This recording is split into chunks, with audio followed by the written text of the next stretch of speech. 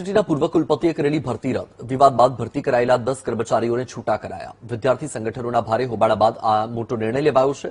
કુલપતિ જગદીશ જોશીની બેઠક બાદ ભરતી રદ કરવામાં આવી। પૂર્વ કુલપતિ નિર્જા ગુપ્તા સામે કૌભાંડના આક્ષેપ થયા હતા।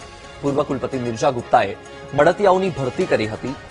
નિયમ વિરુદ્ધ માનીતાઓને નોકરી પર રાખી 5-5 લાખ પગાર આપ્યો હતો।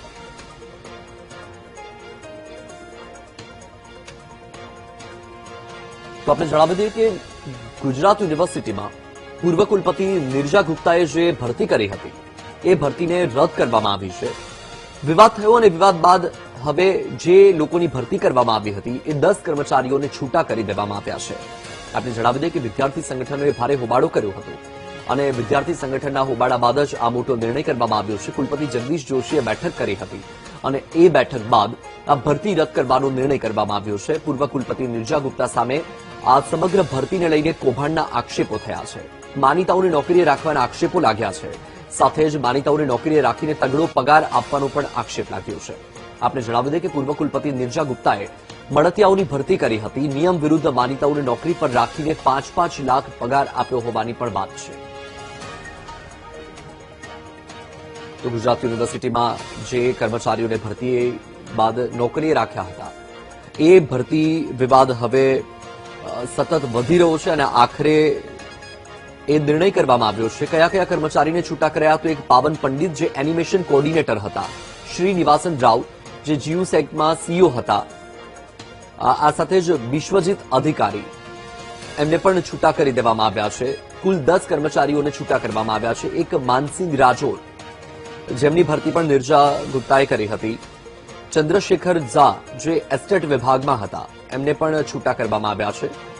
દિનેશ શર્મા જે ચીફ એકાઉન્ટ ઓફિસર હતા, આ સાથે જ પરેશ સોનીની ફાયર ઓફિસર તરીકે ભરતી કરવામાં આવી હતી। ફાયર ઓફિસરના પદ પર પરેશ સોનીની નિમણૂક કરાઈ હતી। તુષાર ત્રિવેદી જે લીગલ ઓફિસર તરીકે નિમવામાં આવ્યા હતા।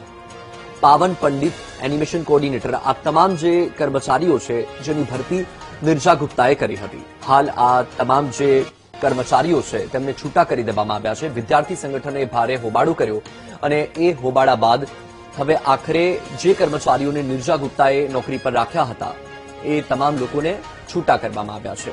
નિર્જા ગુપ્તા પર કયા આક્ષેપ છે એની પણ વાત કરી લઈએ તો કૌભાંડની તપાસ માટે કમિટીની રચના થઈ હતી।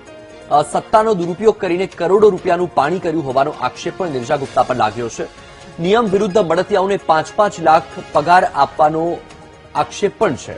ગુજરાત યુનિવર્સિટીને 11 કરોડનો ચૂનો લગાવ્યો હોવાનો આક્ષેપ પણ નિર્જા ગુપ્તા પર છે। સાથે સત્તામાં આવ્યા પછી પાણીની જેમ બેફામ રૂપિયા ખર્ચા હોવાનો આક્ષેપ છે। પહેલા નોકરી કરતા હંગામી કર્મચારીઓને નિર્જા ગુપ્તાએ છૂટા કરી દીધા હતા। પતિ સાથે કામ કરતા કર્મચારીઓને નોકરીએ રાખ્યા હોવાનો પણ આક્ષેપ છે।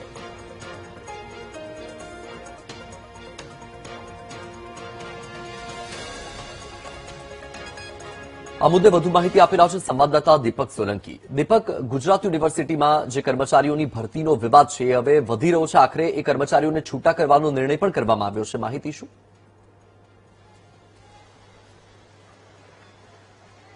વત્સલ, જે પ્રકારે પૂર્વ જે કુલપતિ હતા તેના દ્વારા માનીતાઓને પોસ્ટ પર મૂકવામાં આવ્યા અને મન ફાવે તેમ પગારની લાણી કરવામાં આવીને જ્યારે હવે વિદ્યાર્થી સંગઠનો દ્વારા વિરોધ કરવામાં આવ્યો અને આ વિરોધ બાદ જે અત્યારના નવા કુલપતિ છે તેમના દ્વારા એક કમિટી રચવામાં આવી અને તે તપાસના અંતે ધ્યાને આવ્યું કે જે પૂર્વ કુલપતિ હતા તેમના કાર્યકાળ દરમિયાન લગભગ 11 કરોડ જેટલું નુકસાન યુનિવર્સિટીની તિજોરીને થયું હતું અને આજે વિવાદનો જે પર્યાય શરૂ થયો હતો એટલે કે 10 જેટલા અધિકારીઓ કે જેમાં એસ્ટેટ ઓફિસર, કોર્ડિનેટર, ઇજનેર વિભાગના અધિકારી સહિતના જે કોર્ડિનેટરો છે કે જેમના પગાર 40,000 થી લઈને 2.5 લાખ સુધી નિમી દેવામાં આવ્યા હતા।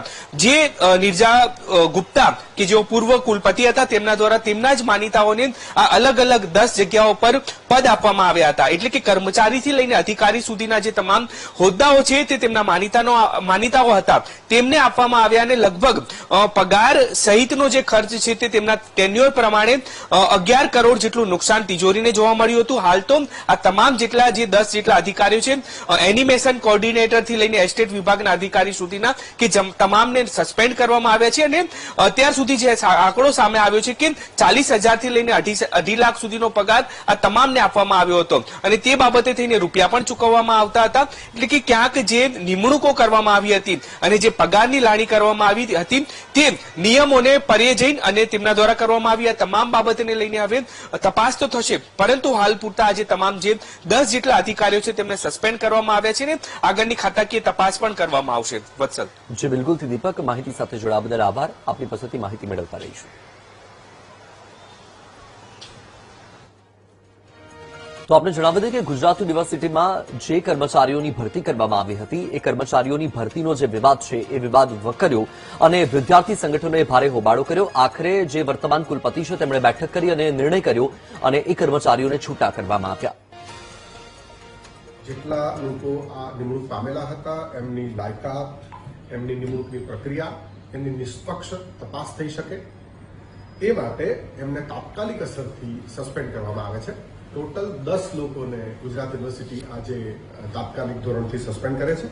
એ લોકોમાં છે Srinivas Rao Sureddy, group CEO GUSEC, Mansingh Rajor, CEO ID SRF, Vishwajit Adhikari, senior vice president AIC GUSEC, Dinesh Kumar OSD હિસાબ વિભાગ જે ચીફ એકાઉન્ટ ઓફિસરના પણ ચાર્જમાં છે, ડોક્ટર પાવન Pandit director KS school of business management અને ડાયરેક્ટર સીપીસી બંનેનો ચાર્જ એમની પાસે હતો, ચંદ્રશેખર ઝા જે એસ્ટેટ એન્જિનિયર તરીકે ઇન્ચાર્જ એસ્ટેટ એન્જિનિયર તરીકે કામગીરી કરતા હતા, તુષારભાઈ ત્રિવેદી જે લીગલ ઓફિસર તરીકે કામગીરી કરતા હતા અને પરેશભાઈ સોની જે ફાયર ઓફિસર તરીકે કામગીરી કરતા હતા.